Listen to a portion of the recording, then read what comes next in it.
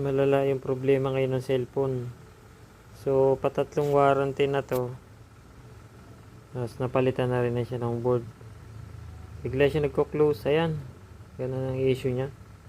Hindi siya magamit ng maayos. Bigla siya magko-close. Ganun pa rin yung issue. So, ngayon, mas matindi ngayon. Talagang dire-diretso yung close. Lalo, ilang beses ka mag-upload. So, yun yung problema ng ano ngayon. Ayan, oh. Hirap gamitin. Hindi na magamit. So, yun ang problema ngayon sa cellphone na to. Kaya, no. Di maintindihan. So, nireformat na ng Samsung.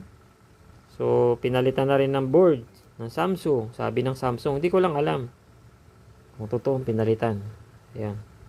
So, ngayon, ganun pa rin ang problema. Walang pagbabago. Palitan na lang nila sana to ng bago. Kasi ang hirap gamitin. Nagko-close. O, yan, no. Wala, close na yan. Ano mangyayari? Hirap. Samsung A16. Shout out po. Yung pagkabili pa lang nito. Ganun na yung problema. Hirap na hirap kami pagpawaranty. Ang layo. From Taguig sa Barangay Central Signal to Ayala Mall, Ayala 1. So, pamasahe sa Angkas. So, halos 500 balikan. Patatlong beses na po siyang binalik doon para sa warranty sa service center nila. So, nagastusan na po kami sobra. Actually, nakabili na rin naman kami ng reserva. Oppo na yung binili namin at problemado na sa Samsung. So, ayan. Di magamit na maayos. Ang hirap.